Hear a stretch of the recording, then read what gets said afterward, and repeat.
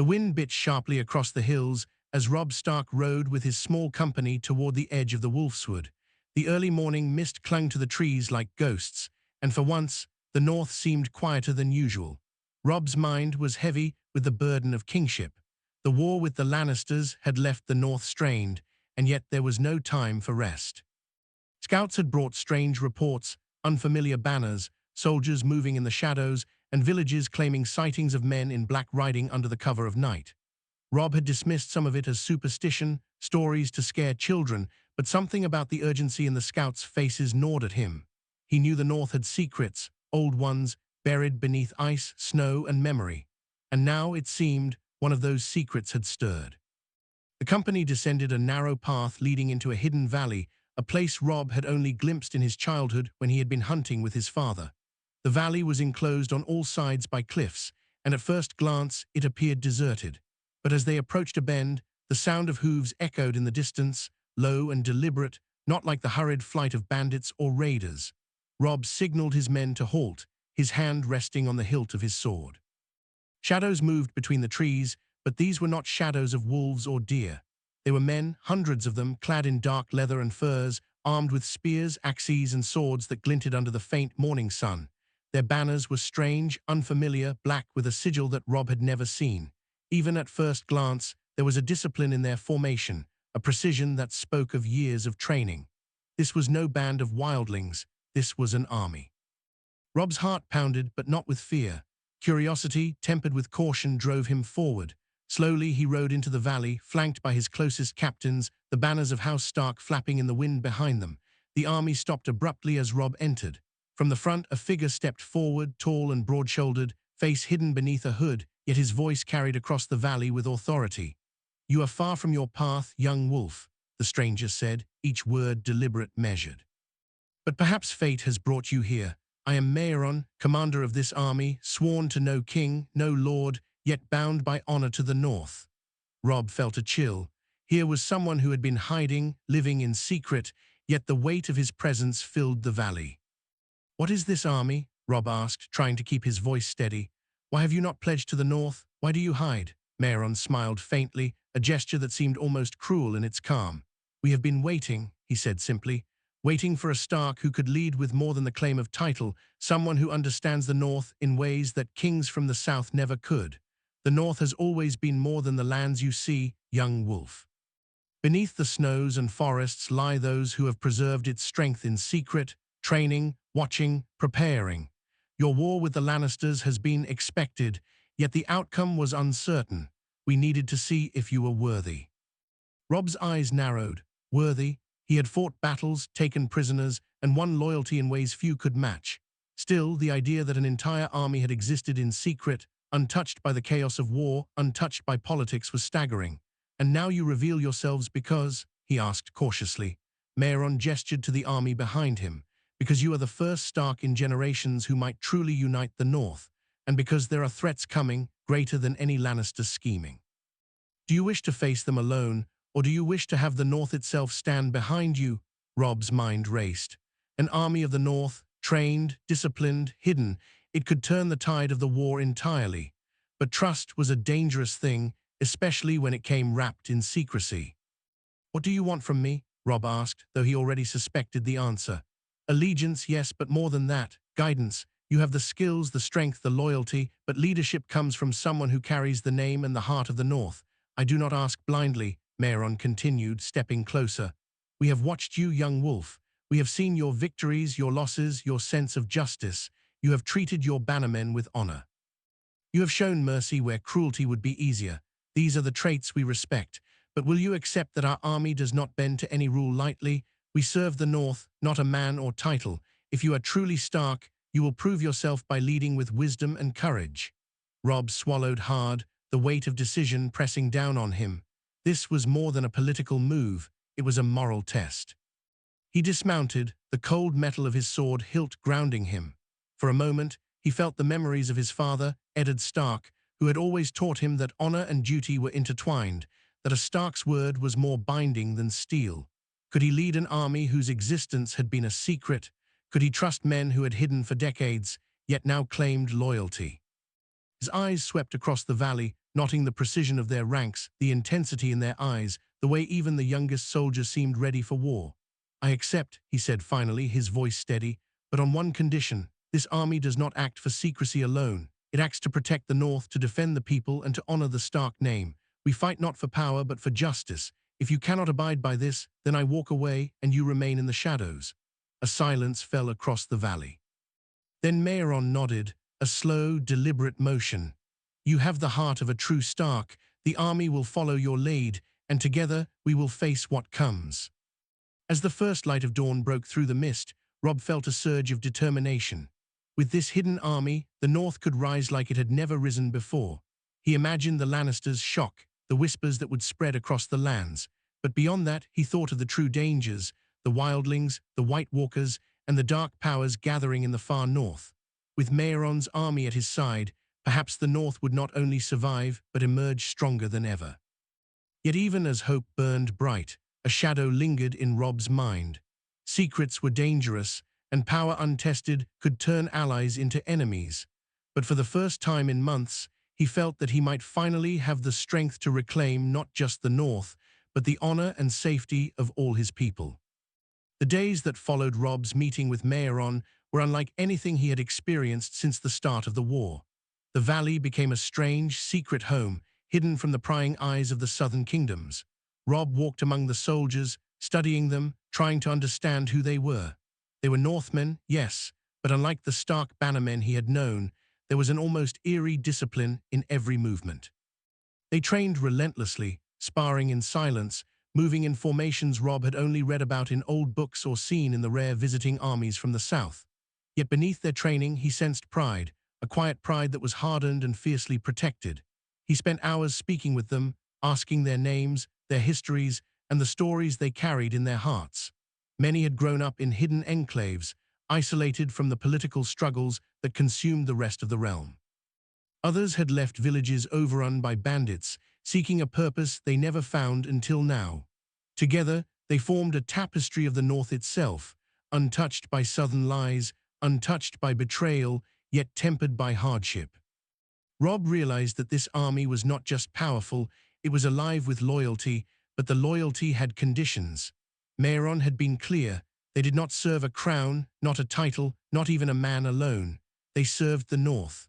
Robb's task was not merely to lead them in battle, but to earn their trust, to prove that the ideals he carried were worth following. He began training alongside them, showing that he was more than a king by title, that he understood the rhythm of their lives, the weight of the North, and the demands of survival. At first, there were subtle tests, long marches across frozen hills, late-night drills in driving snow, exercises in which one wrong move could leave a man exhausted or humiliated. Some soldiers watched him with skepticism, their eyes sharp as hawks, questioning whether the young wolf could live up to the Stark name. Robb welcomed the scrutiny. It reminded him that leadership was never given, it was earned. One evening, after a day of grueling drills, Maeron approached Robb as the sun sank behind the cliffs, painting the sky in deep crimson. "You have done well," he said, voice low, carrying the weight of both approval and caution. "But the true test will come soon. The Lannisters will not wait for your strength to grow quietly in the North. Your movements will be noticed, and not all will see your rise with favor. There are those who seek to exploit secrets for power, and shadows may emerge from within even your own ranks." Robb nodded, understanding the meaning behind the words. Trust was fragile. Even an army hidden for decades could harbor ambitions, grudges, or fear. He had to be vigilant, not just against enemies outside, but against unrest within. The North had a history of betrayal, subtle and brutal, and he could not afford complacency. The first real challenge arrived sooner than expected. Scouts returned one morning, breathless and wide-eyed, reporting smoke on the horizon, near a village that had been loyal to the Starks for generations. Robb rode immediately with Maeron and a select group of captains, the secret army following silently behind them. As they approached, the smell of burning timber filled the air, mingled with the acrid scent of fear. The village had been attacked, not by southern armies, but by a group of mercenaries who called themselves the Black Fang. They had come under the Lannisters' employ, seeking to destabilize the North before Robb could consolidate power. Houses were charred, livestock slaughtered, and the villagers cowered among the ruins. The sight struck Robb hard, a reminder of the vulnerability of the innocent when kings and lords played their games of war. "We cannot allow this to continue," he said, voice firm. "We will strike at them, and we will make it clear that the North does not bow to outsiders." The army moved swiftly, using terrain and shadows to their advantage. For the first time, Robb witnessed their coordination in battle, and it was unlike anything he had imagined. Arrows flew in deadly arcs, spears met axes with precision, and the clash of steel rang through the valley like a thunderstorm. The Black Fang had expected raiding parties, not an army that struck with purpose, discipline, and deadly efficiency. Within hours, the mercenaries were defeated, captured, or scattered, leaving the villagers unharmed but shaken. Robb rode through the village afterward, speaking to the survivors, offering words of comfort and reassurance. "This is your home," he said, his voice carrying the weight of command. "No one will take it while I stand. The North is ours, and we defend it together." The villagers' faces, lined with soot and fear, softened with hope, a fragile hope that Robb knew would have to be protected by deeds, not just words. As the days passed, Robb began to realize that the presence of this hidden army was changing the balance of power in the North. Lords who had once questioned his authority now approached with cautious respect, sensing that the young wolf was no longer alone, that he commanded a force that could turn the tide of war. Some whispered about betrayal, fearing that such a secret army might undermine traditional loyalties, yet others saw an opportunity, a chance for the North to rise as one under a leader who had proven himself in both open and hidden battles. Robb listened, but he trusted the army he had come to know intimately, the men who had trained, bled, and waited in silence for the day they would serve the true North. They were not just soldiers, they were a symbol of resilience, of what the North could achieve when united, and Robb felt a growing sense of responsibility, heavier than any crown he had ever worn. But not all shadows came from the south. Within the army itself, Robb noticed tension between the older warriors, those who had hidden for decades, and the younger recruits eager to prove themselves. Small disagreements, subtle challenges to authority, and whispered doubts began to surface. Maeron reminded Robb that power, even earned, must be tempered with wisdom. "You are their leader, yes, but leadership is more than strategy," he said. "It is patience, fairness, and knowing when to act and when to hold back. One wrong move could fracture even this army, and the North would pay the price." Robb understood. To command this force was not simply to wield strength, it was to guide hearts, to temper pride with loyalty, and to ensure that the army remained united, disciplined, and true to the ideals they had all silently sworn to uphold. That night, as Robb stood atop a cliff overlooking the hidden valley, he felt the weight of what lay ahead. The war with the Lannisters was far from over, but now he had something few kings ever possessed, a force that could not only defend the North, but reshape it entirely. Yet power was never without risk. He thought of the secrets that had brought this army to him, the men who had waited in silence, and the enemies who would stop at nothing to destroy them. The North had always demanded resilience, cunning, and courage. Robb felt all three burning within him now, more fiercely than ever before. He knew the path ahead would be dangerous, filled with battles, betrayals, and choices that could cost lives and honor alike. But for the first time in months, a spark of hope warmed him. With this army, the North could endure, rise, and perhaps even conquer the shadows that threatened it from both within and without. And Robb Stark was ready to lead them into that unknown, to embrace the secret strength he had discovered, and to test whether he was truly worthy of the Stark name. As the days turned into weeks, Robb Stark began to feel the true weight of the secret army he now commanded. The North was changing quietly, almost imperceptibly, as word of his hidden strength spread. Villagers spoke in hushed tones of disciplined men moving through forests at night, training exercises that seemed almost supernatural in their precision. Some of the lords who had once doubted his ability now watched him carefully, unsure whether to bow, whisper loyalty, or scheme. Robb knew he could not ignore the politics, even in the hidden valley. The North was never just land and people, it was tradition, pride, and old grudges that could flare at any moment. He began sending small delegations to neighboring houses, not to demand allegiance, but to quietly test their loyalty. Some responded with honor, others with hesitation, and a few, as he expected, tried subtle threats. The hidden army provided the edge he needed, but trust had to be built carefully, for one misstep could undo all that he had worked for. Meanwhile, Mehron continued to guide him, acting as both mentor and advisor. Power, Mehron said one morning as they observed a training exercise, is never just about strength in numbers. An army this large, this disciplined, can become a weapon for justice or for destruction. You must be careful which path you choose. Robb nodded, watching the younger soldiers as they practiced archery, their arrows flying with unerring accuracy. He saw in their eyes a mixture of fear and excitement, reverence for their leader, and the thrill of belonging to something larger than themselves. Robb understood that this army, hidden for so long, carried not just skill but ideals. They were guardians of the North, waiting for a Stark who could wield them not for conquest, but for survival. And survival was exactly what would soon be tested.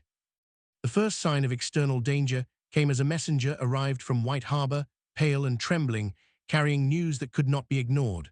The Lannisters had grown suspicious. Reports had reached the southern courts of mysterious movements in the north, rumors of an unknown army gathering in secret. Lords loyal to the crown were questioning their allegiances, whispering about Robb Stark's ambitions and the hidden power that might threaten their own positions. The messenger warned that a Lannister detachment would soon move north to investigate, under the guise of trade and diplomacy, but with intentions likely far more sinister. Robb knew that this was the moment to act wisely. If he moved too openly, he risked exposing the secret army. If he ignored it, the Lannisters could strike a devastating blow before he was ready. He convened a council with Mehron and his most trusted captains, the hidden army forming a quiet, formidable presence behind them. "We cannot let them see the full strength of our forces," Robb said, "but we cannot let them threaten the north either. We must be clever, not reckless." Mehron nodded, his hooded eyes sharp. "There is a way," he said. "We strike carefully, using shadows and fear. We must make them believe they face a threat far smaller than what actually waits for them. And if they miscalculate, the North will have the advantage." The plan was risky, requiring precision, patience, and trust among men who had spent decades in secrecy. Robb felt the tension in his chest, but also a strange excitement. Strategy and cunning had always been his father's lessons, but now he had the tools to execute them on a scale he had never imagined. The first encounter came on a misty morning, when the Lannister scouts moved too close to one of the hidden army's encampments. Robb had split his forces, keeping a visible force of a few dozen soldiers, while the rest remained hidden in the trees and hills surrounding the area. As the Lannisters advanced, the visible soldiers feigned weakness, retreating in what seemed like disorder. The scouts pressed forward, confident that they had caught the North off guard. And then, from the mist, the hidden army struck. Arrows rained down, cutting off escape routes, while soldiers emerged silently from the woods, encircling the intruders with precision that left no room for negotiation. Panic spread among the Lannister scouts. They had expected simple Northmen, untrained and easily intimidated, but they found themselves trapped by a force far larger and far more disciplined than rumors had suggested. Robb observed from a hilltop, heart pounding, as his men executed the ambush flawlessly. Victory came swiftly, without the need for needless bloodshed beyond what was unavoidable. When the skirmish ended, Robb approached the remaining prisoners, offering words that were firm but just. "The North does not fight without reason," he said, "but it will defend itself with everything it has. You are lucky we spare your lives, for many would not be so merciful." The Lannister men lowered their heads, fear and respect mingling in their eyes. Robb realized that the hidden army was not only a tool of power, it was a message. The North could protect itself in ways that the South had underestimated for centuries. Word of the encounter traveled quickly, carried by terrified survivors and whispering villagers. Suddenly, Robb's name, once questioned by skeptics, became synonymous with both fear and respect. He was no longer merely a young wolf fighting for survival. He was a Stark who commanded a secret power few could comprehend. Yet victory brought new complications. Some lords in the north, hearing of the hidden army and the ambush, became wary. They whispered doubts, questioning why Robb had not revealed the army earlier, suspecting ambition or hidden motives. Even among his bannermen, loyalty was tested by fear and suspicion. Robb knew that his greatest battles were no longer just against Lannisters or raiders. They were against doubt, secrecy, and the fragile trust of those he wished to unite. He spent long nights walking among the soldiers, speaking to lords and reassuring villagers, balancing the needs of power with the demands of honor. The hidden army was strong, but unity required more than strength. It required wisdom, patience, and a Stark heart willing to endure the weight of choices that could save or destroy the North. As winter approached, Robb realized that the North's future was not only tied to battles and armies, but to strategy, diplomacy, and the careful management of fear and respect. The Lannisters were watching, and so were allies and enemies alike. But Robb felt something new growing within him, a confidence born not from youth or title, but from understanding, from seeing the potential in men who had waited in silence for decades. The hidden army was more than a secret. It was a symbol, a promise that the North could endure, rise, and strike when the time was right. And Robb Stark, young wolf turned leader, would be the one to guide it through the shadows, proving that the North was not merely land or legacy, but a force that could no longer be ignored. Winter tightened its grip on the North, the cold air sharp enough to bite through even the thickest furs. Robb Stark could feel it in his bones, but the chill was nothing compared to the tension that had settled across the hidden army and the lands beyond. The Lannisters were becoming more bold, their scouts probing deeper into the North, their whispers of alliances and betrayals carried like poison to the ears of uncertain lords. Robb knew that patience alone would not secure the North's loyalty, nor protect the secret army he now commanded. He spent long hours in council with Mayeron, planning patrols, fortifying villages, and sending emissaries to neighboring houses with veiled threats and promises alike. Each decision carried weight. Every move was a test of loyalty, both for himself and for the men who had spent decades in the shadows. Even the smallest mistake could unravel the delicate trust he had built, and Robb felt the pressure of leadership heavier than ever before. One morning, word came that a group of northern lords had convened secretly at a holdfast near White Harbor. They had grown anxious, suspicious of the rumors about Robb's hidden army.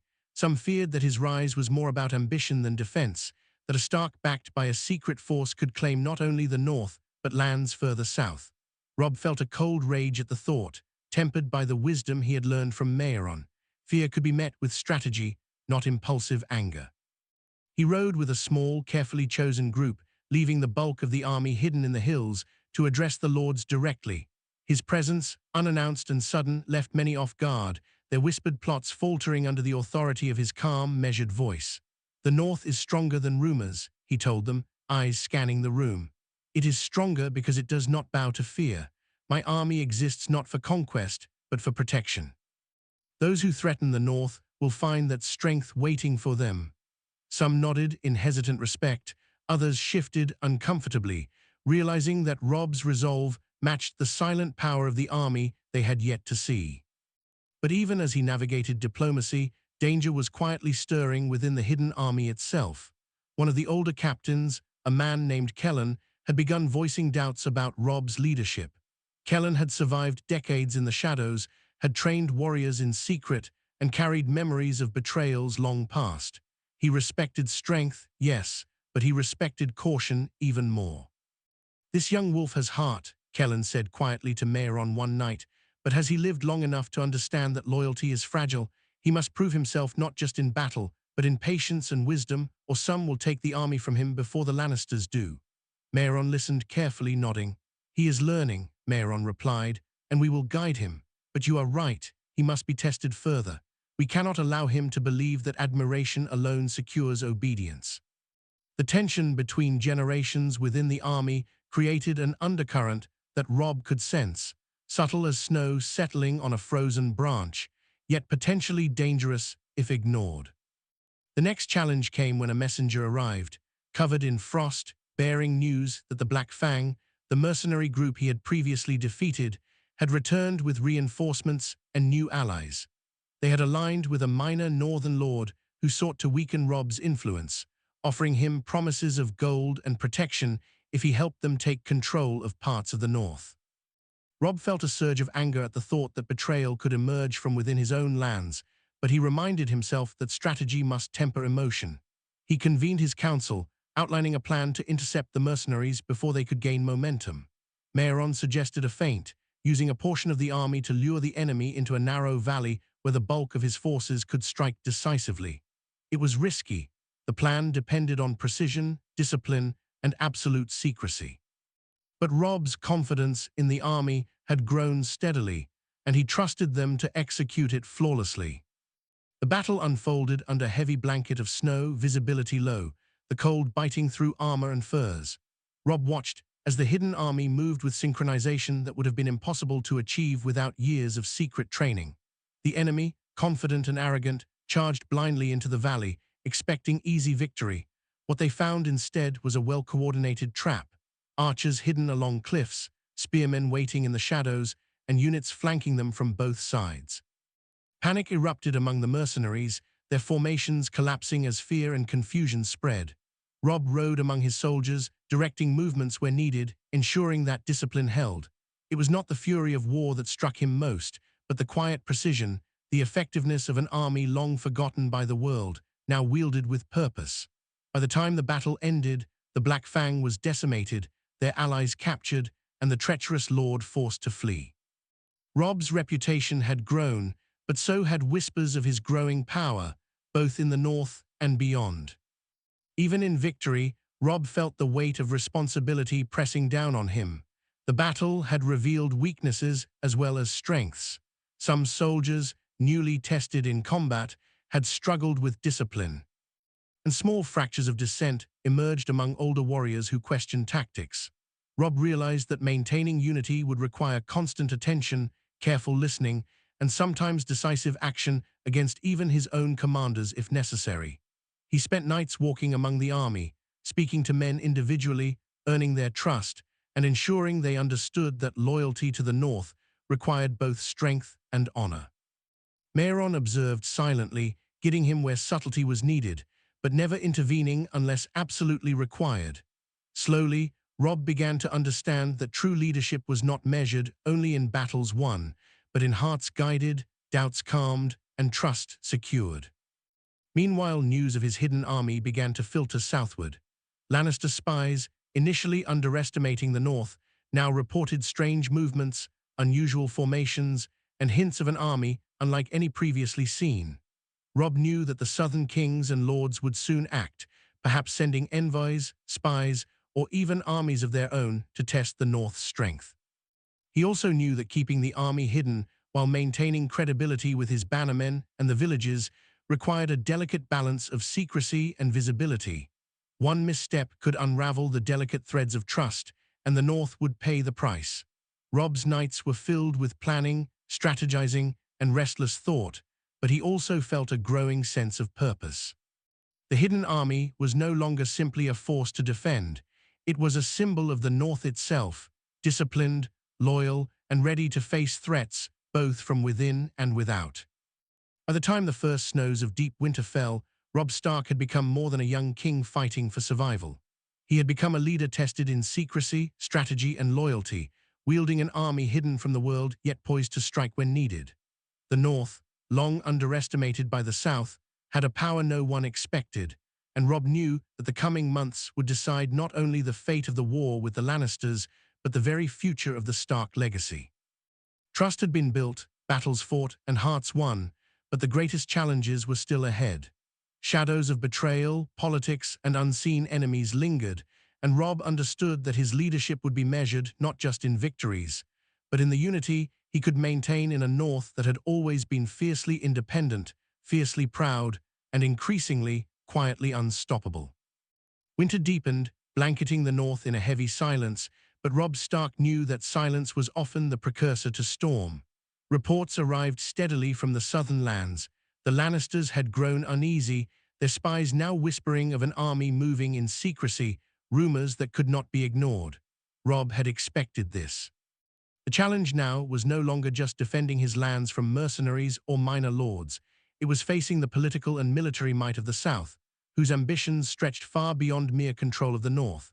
Mehron warned him quietly one evening as they surveyed the training grounds.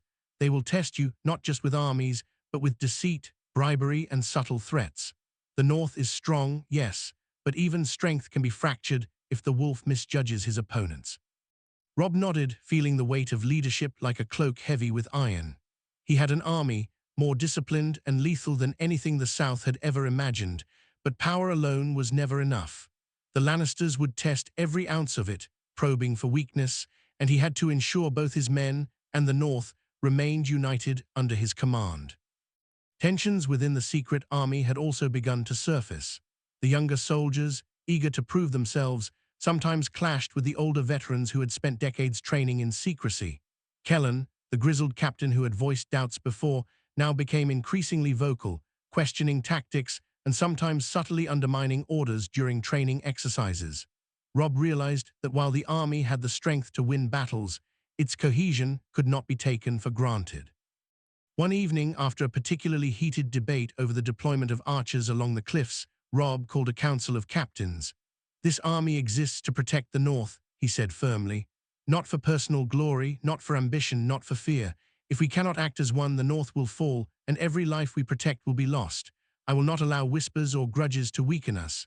We fight together or we fail together. That is the way of the North and the way of the Stark name." There was a pause, heavy with silence, before Kellen nodded grudgingly, understanding that Robb's words carried the weight of command, not empty authority. The first direct threat from the Lannisters arrived in the form of a small, elite force sent north under the guise of an envoy. They claimed to bring messages of peace, seeking to negotiate an end to hostilities and offering favorable terms if Robb would recognize their southern rule. But Robb had learned caution from his father and from Mayeron, and he understood that nothing from the south came without strings, traps, or hidden intentions. He received the envoys in the hidden valley with only a handful of soldiers visibly present. The Lannisters expected intimidation or perhaps fear, but what they encountered instead was calm authority and subtle threat. Robb listened to their words carefully, noting every hesitation, every glance, every unspoken implication. He allowed them to speak freely, then responded with measured, unwavering confidence. "The North is not yours to claim nor to bargain," he said, eyes scanning the envoys, noting how their composure faltered slightly under his steady gaze. "We do not seek war, but we do not bend. Leave the North in peace, or you will face consequences your southern kings will regret."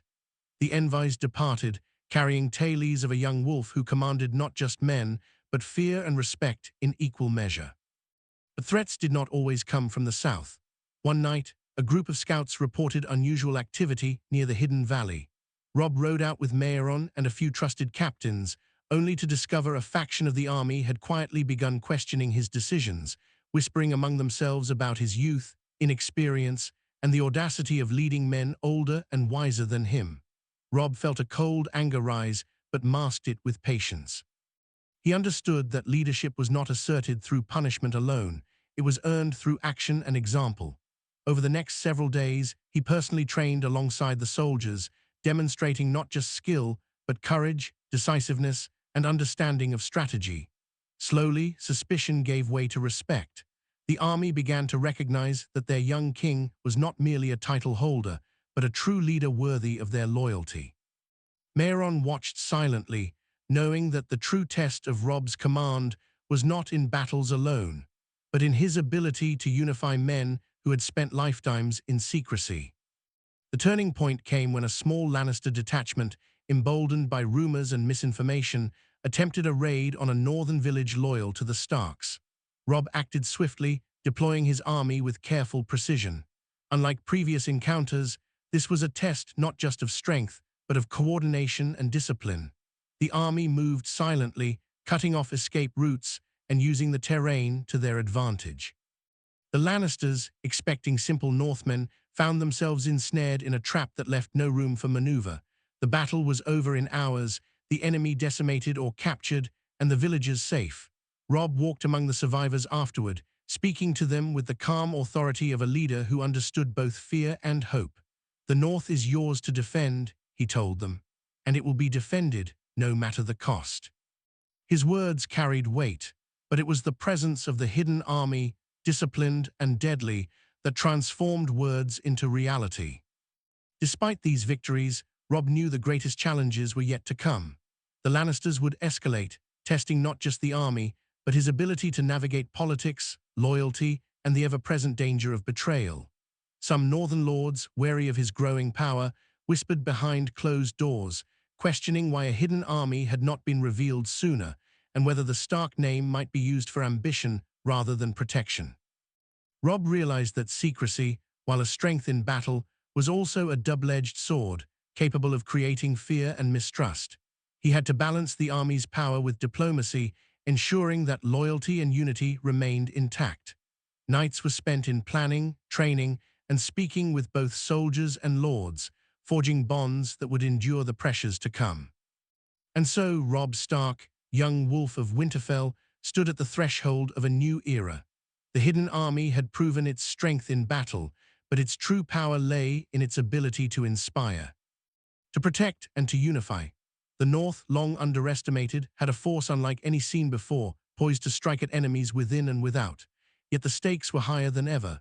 Trust had to be maintained, loyalty earned, and vigilance constant.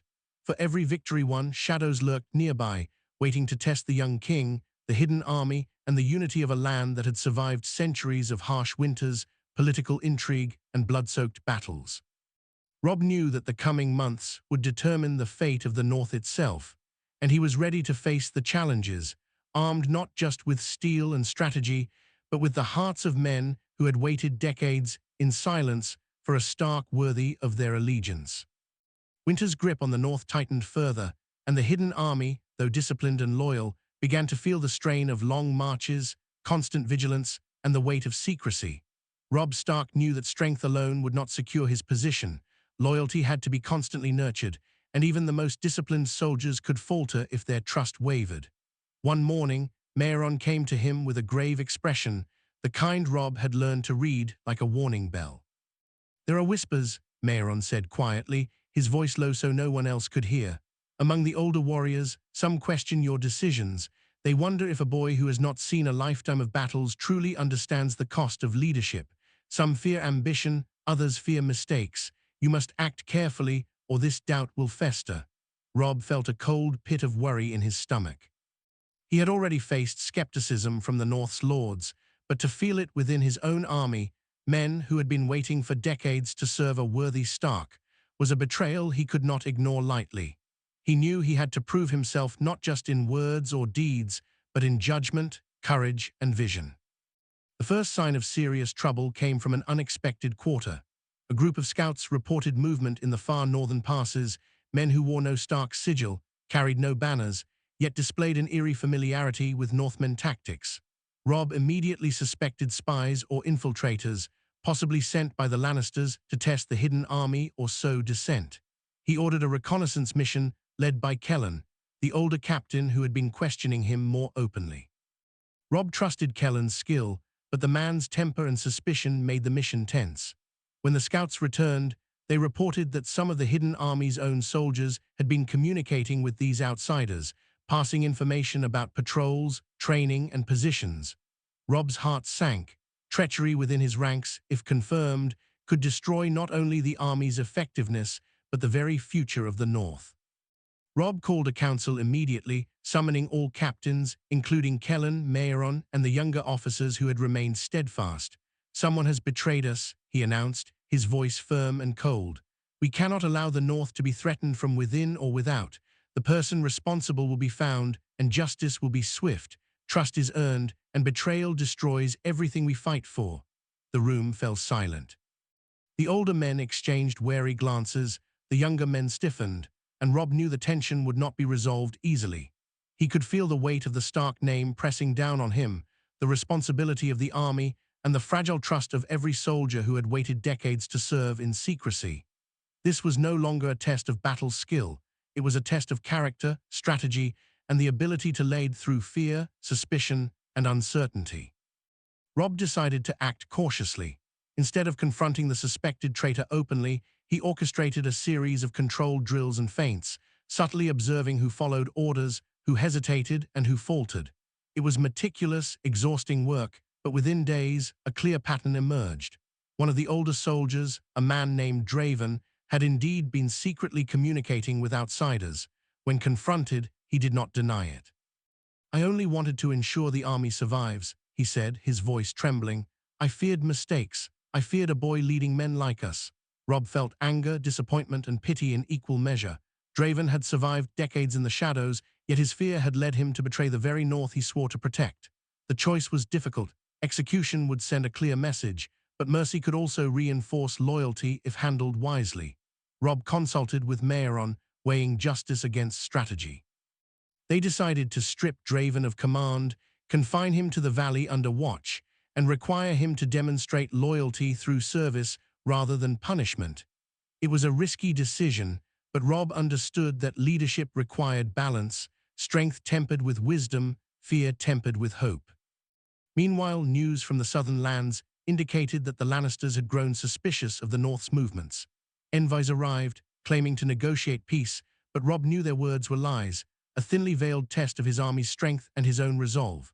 He invited them to the hidden valley, showing only a fraction of his forces while keeping the main army concealed. Robb spoke with calm authority, allowing no hint of fear or aggression, but the envoys sensed the power lurking just beyond their sight.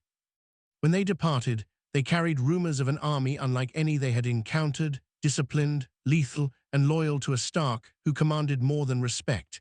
He commanded fear. Robb realized that secrecy was both his greatest strength and his greatest vulnerability. The more powerful his army became, the more the world outside would seek to expose it, exploit it, or destroy it. Tensions continued to rise within the hidden army. Kellan, though loyal, remained skeptical, testing Robb in subtle ways, challenging minor decisions, and observing his responses. Robb knew he could not allow open rebellion, but he also understood that outright confrontation might fracture the army entirely. He spent long nights walking among the soldiers, speaking to them individually, listening to concerns, and demonstrating his commitment not just to orders, but to their well-being. Slowly, respect replaced doubt, and even Kellan began to acknowledge that Robb's leadership was more than youthful ambition. It was measured, strategic, and unwavering in its dedication to the North. The true test arrived unexpectedly. A powerful Lannister detachment, larger than anything Robb had faced, moved into northern lands with the intent to seize control of key villages and force his bannermen into submission.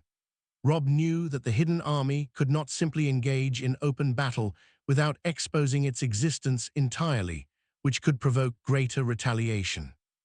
Instead, he employed a combination of deception, strategic placement, and feints, using smaller units to draw the enemy into traps, while the bulk of the army remained hidden, waiting to strike decisively. When the Lannisters moved into a narrow valley, expecting an easy victory, Robb's forces struck from all sides, using terrain, arrows, and hidden units to disorient and overwhelm them. The battle was brutal but controlled, and the Lannisters were forced to retreat, their pride shattered and their numbers diminished. The victory reinforced loyalty within the army and sent a clear message to the North and the South alike. Robb Stark commanded a force that could not be underestimated. By the end of Part 6, Robb Stark had faced betrayal, internal tension, and external threats, yet emerged stronger, more confident, and more capable of leading both the hidden army and the North. He understood that leadership was not just about victories in battle, but about earning trust, maintaining loyalty, and navigating the delicate balance between strength and wisdom. The North, long underestimated, had a secret power that could alter the course of the war, but Robb also knew that the greatest challenges were still ahead. Bigger battles, cunning enemies, and tests of loyalty that would define not just the future of the hidden army, but the destiny of the Stark name itself. Spring had not yet reached the North, but Robb Stark felt the heat of pressure growing hotter than any summer sun. The Lannisters, having suffered repeated humiliations at the hands of a force they did not even fully understand, were preparing a campaign more deliberate, more ruthless, and more cunning than anything he had yet faced.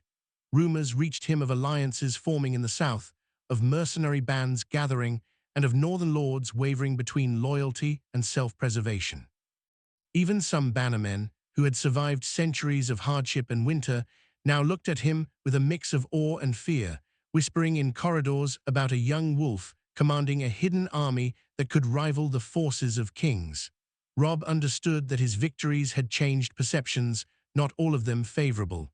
Power, he realized, was a double-edged sword, and the higher he rose, the more dangerous the shadows around him became. The hidden army, while disciplined, began to feel strain under the pressure of constant readiness. Soldiers who had trained for decades in secret were now pushed to their limits, navigating not only long marches and drills, but the psychological toll of secrecy, vigilance, and fear of betrayal. Robb spent long hours walking among them, speaking to men individually, listening to complaints, fears, and frustrations. He could sense tension in the air, small disagreements flaring into arguments, older veterans questioning the judgment of younger officers, and whispers that could easily turn into mutiny if unchecked. Robb understood that his leadership was being tested not just on the battlefield, but in the quiet moments when the army was most vulnerable, in doubt, in fatigue, and in the shadows. Mayron reminded him gently, the wolf's strength is not only in his teeth, but in his patience. A fraction now could undo all you have built. You must see beyond anger, beyond fear, and act with both heart and mind. Robb nodded, feeling the weight of every word. The first major crisis arrived in the form of intelligence from the south. Tywin Lannister himself was moving north with a force that dwarfed any Robb had faced before. Unlike previous skirmishes, this army was organized, well-fed, and prepared for winter campaigns, with seasoned soldiers and commanders who had studied northern tactics. Robb convened his captains and Mayron, laying out a plan that relied on cunning, terrain, and deception. The goal was not to engage openly, but to strike at weak points, using ambushes and hidden units to sap morale and inflict losses without risking the exposure of the hidden army in its entirety. Yet even as the plan took shape, Robb faced internal challenges. Kellen, the older captain, voiced concerns about the young wolf's audacity, questioning whether splitting the army and using deception against such a powerful opponent was reckless. "We may win battles, boy," Kellen said, "but a single mistake will destroy everything. You are young, remember that." Robb felt both irritation and respect. The man had survived decades in secrecy and carried wisdom born of experience, yet Robb also knew that leadership required decisiveness, not endless debate. The first encounter with Tywin's forces came on a grey morning, the sky low and heavy with clouds, the earth frozen hard beneath the soldiers' boots. Robb's scouts had led him to a narrow valley flanked by cliffs, ideal for an ambush, yet dangerous if the enemy anticipated it. He positioned a small visible force near the entrance, leaving the bulk of the hidden army concealed in ravines, forests, and behind rock formations. The Lannisters advanced confidently, unaware of the danger lying in wait. As they entered the valley, Robb signaled, and the attack began. Arrows rained down from hidden positions, flanking units struck from the sides, and small teams cut off retreat paths. The enemy, expecting a minor Northmen force, found themselves trapped and disoriented. The battle was fierce but controlled, the hidden army moving with a precision that turned chaos into victory. Yet even as Tywin's soldiers fled, Robb sensed that the victory came at a cost. Some of his younger soldiers had faltered under pressure, revealing cracks in discipline that could have been disastrous. In the aftermath, Robb walked among the soldiers, observing both triumph and exhaustion. Mayron came to his side, voice low. "You've proven yourself in battle, yes, but do not underestimate the cost. Confidence can turn to arrogance, and arrogance can fracture loyalty faster than any enemy blade." Robb nodded, understanding that leadership was a balance between strength and humility. He knew that the army's loyalty depended not just on victories, but on the trust and respect he had earned, and he could not afford complacency. While Robb focused on preparing for further southern campaigns, whispers of betrayal reached him from an unexpected source. One of his trusted captains had been secretly corresponding with a northern lord who sought to manipulate the hidden army for personal gain. The discovery shocked Robb, not because of the betrayal itself, but because it revealed how vulnerable even the most disciplined army could be to internal schemes. Confronting the captain was delicate. Open punishment could erode morale, yet mercy could embolden others to test boundaries. Robb chose a middle path, stripping the captain of command, placing him under supervision, and using the incident to reinforce the army's commitment to loyalty. He addressed the troops openly, emphasizing that the North demanded unity above all, that any act of treachery would not be tolerated, and that their purpose was greater than personal ambition. The speech resonated, reinforcing trust, while reminding everyone that vigilance was essential. As Tywin regrouped in the south, Robb turned his attention to strengthening alliances within the north. Some northern lords, impressed by the army's victories but wary of its secrecy, required reassurance that Robb's power would not be used for ambition but for defense. Robb met with them personally, displaying diplomacy alongside force. He showed restraint, wisdom, and honor, winning some lords fully to his cause while tempering the doubts of others. Every conversation, every gesture, became a tool in consolidating power and ensuring that the hidden army remained both effective and respected. By the end of Part 7, Robb Stark had faced the largest southern threat yet, managed internal dissent, and navigated complex political intrigue. The hidden army had proven itself decisive in battle, yet its loyalty and cohesion were constantly tested by both internal doubt and external manipulation. Robb understood that the greatest challenges were not just in defeating enemies, but in maintaining trust, unity, and discipline in a force forged in secrecy. The North's future rested on his ability to balance strategy, leadership, and integrity, and he knew that the coming months would demand everything he had learned and more. The young wolf had grown stronger, wiser, and more determined, but shadows of betrayal, cunning adversaries, and unforeseen dangers still lurked, threatening to test both him and the hidden army like never before. The North was restless, the winds carrying whispers of fear and hope in equal measure. Robb Stark could feel it in every conversation, every glance, every village he passed. The North was alive with anticipation, yet uneasy with the knowledge that a young wolf now commanded a hidden army the likes of which few could comprehend. The victories against Southern forces had brought respect, but they had also drawn attention, and Robb knew that the shadow of Tywin Lannister, cunning and relentless, was growing larger with each passing day. He spent long hours reviewing strategies, sending scouts into the farthest reaches of the North, and speaking to both his bannermen and the soldiers of the hidden army. Every decision was weighed carefully, every movement calculated, for mistakes now could cost not only lives, but the very trust he had worked to build. Maeuron often reminded him, "Victory in battle is temporary, loyalty and wisdom endure. Guard them, and you guard the North." Robb understood the truth in those words more than ever. Hidden Army had grown in both skill and cohesion, yet Robb sensed a lingering unease among some of the older captains. Kellen, though loyal, had never fully embraced the young wolf's authority, and even minor disagreements had the potential to grow into open defiance if left unchecked. Robb decided to address this directly. One evening, under the muted light of a pale winter moon, he called the captains together and spoke not as a king, but as a Stark who had shared their hardships and ambitions. "I know some of you doubt me," he said, voice steady yet full of emotion. "I know I am young, and that many of you have lived longer and seen more than I ever will. But I swear this, my loyalty is to the North, to our people, and to every man who stands with me. I ask for your loyalty in return, not out of fear, but because together we are stronger than any army the South can muster. Doubt will destroy us faster than swords ever could." The room was silent, heavy with tension, but gradually nods of agreement rippled through the captains. Even Kellen, whose eyes had been skeptical, finally met Robb's gaze and inclined his head in grudging respect. The bond between the young wolf and his army was fragile, yet it had been reinforced through honesty, courage, and the recognition that leadership required more than command. It required trust earned, step by step, day by day. Meanwhile, intelligence from southern lands suggested that the Lannisters were planning an even larger campaign, one that could overwhelm any single northern force. Robb realized that direct confrontation was risky. His strength lay not in open battle, but in the secrecy, discipline, and surprise that the hidden army afforded. He began a series of maneuvers, sending small units to harass supply lines, creating false camps, and feeding misinformation to southern spies. Tywin, known for his cunning, was not easily fooled, but the constant uncertainty and attrition began to weigh on the southern commanders. Robb's strategy was not to win in a single battle, but to undermine confidence, sow doubt, and exploit every miscalculation.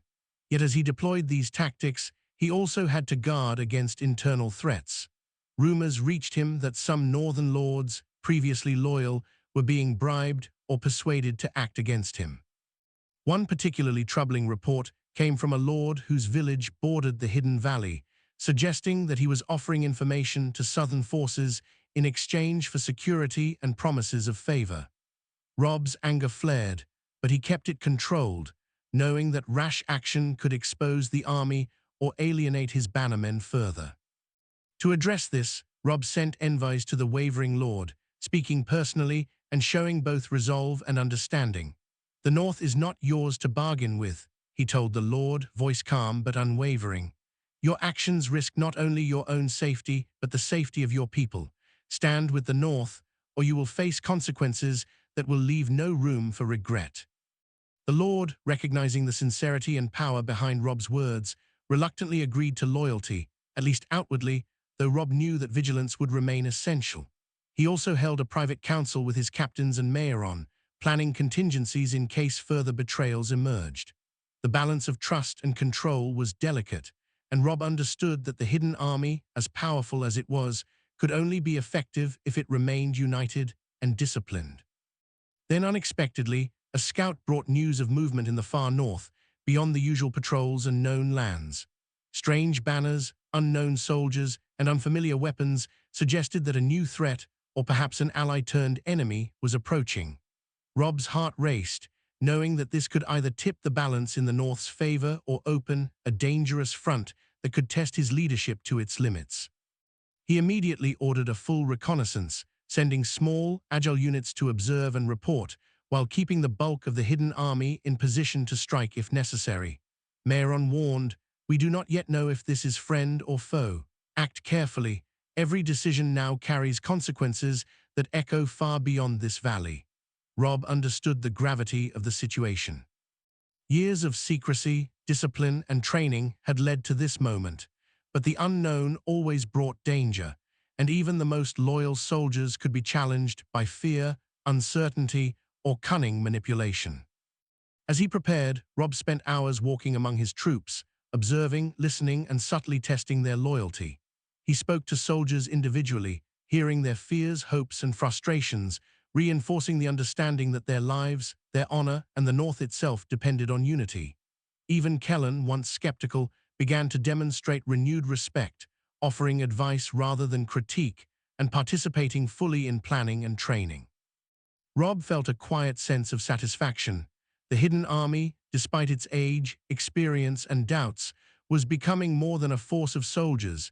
It was a living embodiment of the North's strength, resilience, and capacity for loyalty.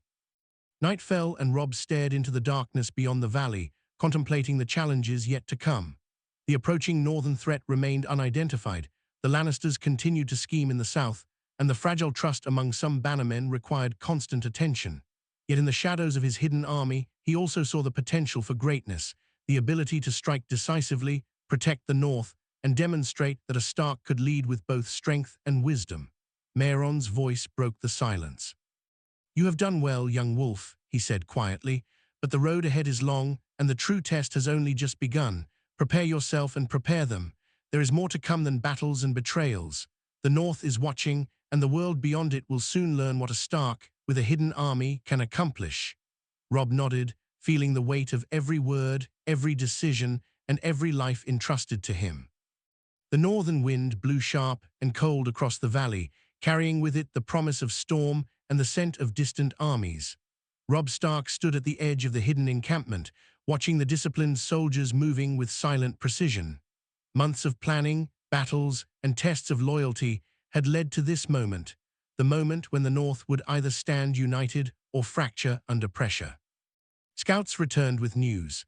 The mysterious northern force was real, not an illusion or rumor, but a coalition of wildling bands, outcasts, and warriors disillusioned with the Lannisters' corruption. They were formidable, but not disciplined, and Robb knew that with strategy, cunning, and the loyalty of his hidden army, they could be persuaded, or if necessary, defeated. Robb called his captains and addressed the army as a whole. His voice echoed through the valley, steady and commanding. "The North is stronger than any fear, stronger than any enemy, and stronger than any doubt," he said. "We fight not for glory, not for riches, but for our people, our homes, and the future of every village, every town, and every wolf that bears the Stark name. Today we will prove that the North does not bow. Today we decide our destiny." The soldiers responded with a chorus of determined voices, a sound that reverberated off the cliffs like the heartbeat of the North itself. Even Kellen, once skeptical, stood beside him, his hand gripping the hilt of his sword, eyes reflecting both respect and pride. As the Hidden Army moved to confront the Northern Coalition, Robb orchestrated a combination of diplomacy and force. Small contingents rode ahead to meet the wildling leaders, offering terms, safety, and a place in the North under Stark protection. The message was clear: loyalty would be rewarded, but defiance would be met with the full strength of the Hidden Army. At first there was hesitation, mistrust, and the inevitable tension of centuries-old fears, but Robb's leadership, forged in secrecy, battles, and careful wisdom, shone through. Slowly, some of the northern bands agreed to join under the Stark banner, swayed by the discipline, courage, and fairness they witnessed.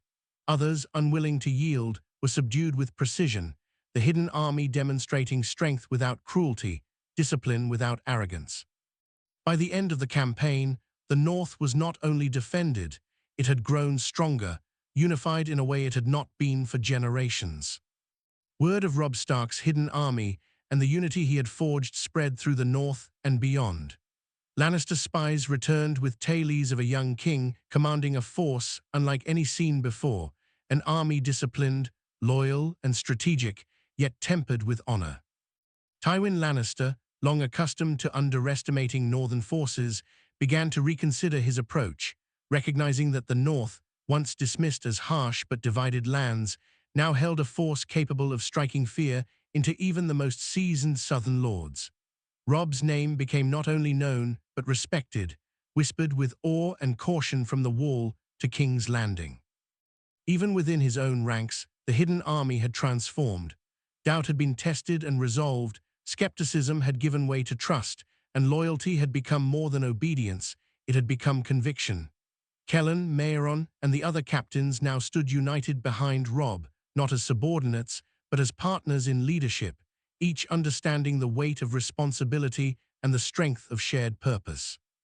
The North had not only survived the trials of secrecy, betrayal, and battle, it had emerged stronger, smarter, and more united than ever. In the quiet moments after the northern threat had been resolved, Robb walked among the soldiers, observing the lives he had touched and the legacy he had forged.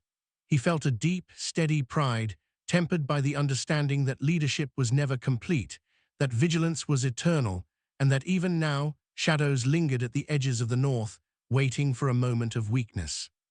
But for the first time, Robb allowed himself to feel the satisfaction of accomplishment, not in conquest, but in unity, trust, and the survival of his people. The Hidden Army, once a secret known to few, had become the backbone of a North stronger than any enemy could break. As he looked out over the valley, the snow glinting pale in the morning sun, Robb realized that he had changed, not just as a king or a commander, but as a man. The trials had tested his courage, patience, and wisdom.